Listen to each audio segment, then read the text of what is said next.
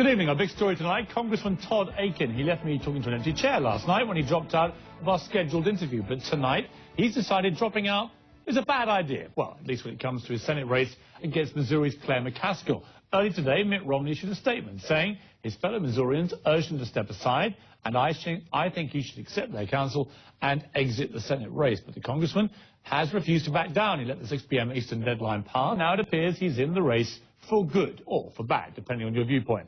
When he talked to Dana Lash on her radio show this afternoon, he actually sounded surprised at the uproar over his ridiculous comments.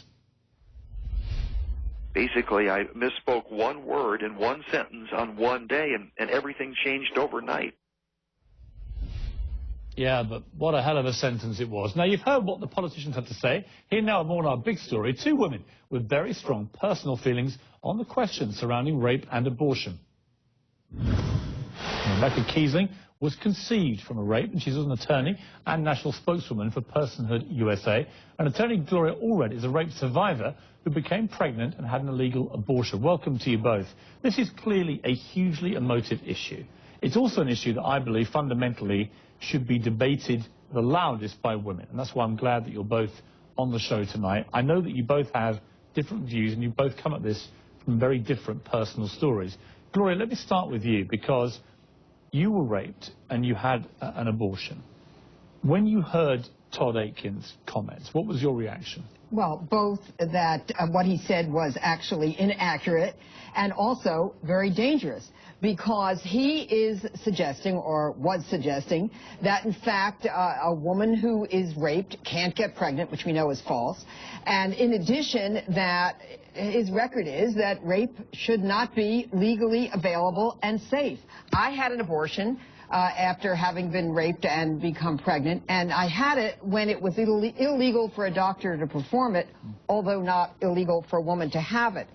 As a result of its being illegal and unsafe, I almost died because I had an infection, I hemorrhaged, I ended up having to go to the hospital, and my life was saved. But the point is this: we cannot go back to those days when abortion was a crime in the United States and when men died or remained by illegal abortions. And that is why what he did was very, very dangerous. How would you have felt if you had been compelled to have that baby by the rapist who raped you? Well, that is the key point. No one should have that choice except for me. It should be a woman who is trusted, a rape survivor who is trusted, with the choice of whether to carry the pregnancy to term or whether or not to have an abortion. No politician sitting in Washington, whether it's Representative Akin or anyone else, should make that choice for me. And no person, as strongly as they may believe in their religious beliefs, should make that choice for me. I have the right to make that choice. Rebecca Kiessling, let me turn to you, because your mother was raped and she gave birth to you. Tell me a little bit about that and why that has formed your view, which is that all abortion is wrong. My birth mother was abducted at knife point by a serial rapist. She went to two back alley abortionists, and I was almost aborted. But I was legally protected here in Michigan at the time. Abortion was illegal even in cases of rape. And so my birth mother was forced to carry me by law. And I owe my life to pro-life advocates, legislators who saw that mine was a life worth saving. And now today, my birth mother and I are both thankful. I totally respect and understand your position. But explain to me why, if you're a woman in America, and 30,000 plus women in America are raped and impregnated by the rapist, explain to me why they should not have the right, as a woman, to decide what happens to that baby. Because I can't think of anything worse for a woman who is raped than being compelled by the law of the country to bear and to bring up a child by a rapist that you despise. Okay. Well, I understand that you care about women and you have compassion for rape victims, and I understand that you feel that in order to show compassion that you have to support abortion in such a case. But I believe that that's based upon three fallacies, and one is that most rape victims would want an abortion, and that's not true. They actually choose abortion at half the rate of your average unplanned pregnancy, which is over 50% abort in the United States. Rape victims, it's between 15 to 25% who abort. Most people think that 95% of rape victims will want an abortion, and that's not true. And I think it's very telling, because the truth is that the ones Gloria wants to jump in here. Let me bring Gloria in. I just want to say, you know, these statistics are kind of mind-numbing, and I think the point, though, is the point that you raised earlier, Piers, which is what she's really advocating is mandatory motherhood, compulsory pregnancy, that women should be forced to, if they become pregnant, take that pregnancy to term and give birth. I don't believe that the government should force women into that situation. I have no doubt that she's well-intentioned. I'm sure that others who believe in forcing women to continue pregnancies are well-intentioned. But that doesn't mean they have the right to force me to do what they wish me to do. And this is much bigger than Representative Aiken. It's bigger than Rebecca out there. It's part of the GOP platform that there should not even be an exception for rape and incest for abortion. And so this is very, very serious. I don't want anyone to go back to the days when abortion was illegal and when women like me almost died because we couldn't get safe and legal abortions. Yeah, I mean, Rebecca, this is the key thing for me with this, is that it's back to you and your position. I totally understand, as I say, why you would feel as strongly as you do. But my problem is for the American women who get raped and impregnate. In fact, never mind America, anywhere in the world, but particularly we're talking about what happens in America here. They get raped and impregnated, and they are desperate not to have a rapist's baby. On any human level, shouldn't they just have a basic right in that situation to make that decision for themselves? Isn't that what a modern America should stand for?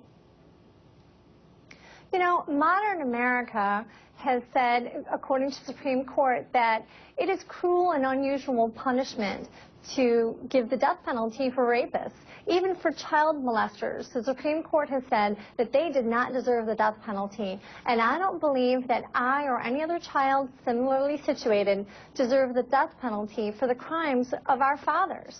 I believe that that is cruel. You know, it's only the death penalty punishment. it's only the death penalty if you think that an embryo should have more rights than an adult woman, and that you consider an embryo a human life, or I mean a fertilized egg. Well, and I know, by the way, there are people like Congressman Ryan who literally have supported making an embryo a person as a matter of law, considering that as a matter of law. I personally don't think a fertilized egg should have more rights than an adult woman. And that's what I believe. And by the way, a lot of women who are rape victims, it's not that they detest the fetus. That's not necessarily the reason that they want to terminate a pregnancy. There may be lots of reasons. There may be emotional reasons. There may be economic reasons. It may not be something that is going to work in their lives at that time. They may care very much about being able to support a child, to love a child, to nurture a child, to make sure the child has everything the child needs, and they may feel that at that point in their life they can't do And that. Rebecca, I mean, I will give you the last word here. Gloria, wait a minute, Rebecca, let me just say, I would have total respect for any woman who is raped, who believes that they can go through with the pregnancy and can give birth to that child. It would show extraordinary strength of character, as indeed your mother showed. But I would also have huge respect for any woman, and I totally would understand this, who just felt they couldn't do it, that just they could not go through with bearing a rapist's baby. And that's why, in the end, doesn't it have to come down to individual choice?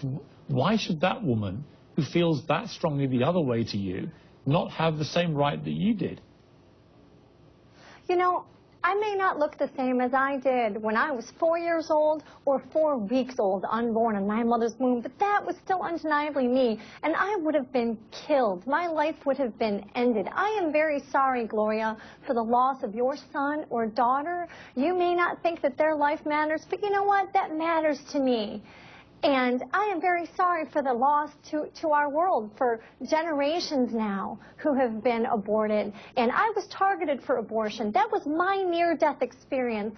And the fact that I was younger doesn't make it any less real or any less significant than someone who wakes up out of a coma to find out that they were almost killed in an automobile accident. You know, you talk about how much you care about women. Well, I'm a woman, Gloria, I'm a woman, I'm a woman. Let me just tell you. Gloria, Rebecca, I'm a woman, I'm a woman too, I'm talking, you can wait until I'm done. I'm a woman, you know what, I know that you like to bully people. Let me just say that there are Give me a chance to finish. You have interrupted me Gloria, 3 times now. Okay. 3 times now you've interrupted me. Rebecca, if I can just calm things down, she's actually trying to respond to an earlier point you made, but have your say now, Rebecca, what you want to say. Okay. I'm a woman. You talk about how much you care about women. Well, what good is my right to anything as a woman? I don't have my right to life. Well, let me just tell you, you brought up people in a coma. I've dealt with cases of women who have been in a coma, who have been raped. You talked about young people. There are many teenagers who are raped. Sometimes it's a date rape. Sometimes it's an acquaintance rape. Sometimes it's a forcible rape. Sometimes it's not a forcible rape, but it is a rape. And you know what? They need to have the right to choose, too. A rapist takes away the control from a woman by raping a woman. She at least should have the control of her life decisions after that. Okay, listen, I respect both your views hugely. I appreciate you coming on and being so candid. You've both been through extraordinary experiences, and this debate, I'm sure, will continue to rage. But for now, thank you both very much. Next, from the intensely personal to the political, a top Democrat, and what all this would mean for the Romney-Ryan ticket.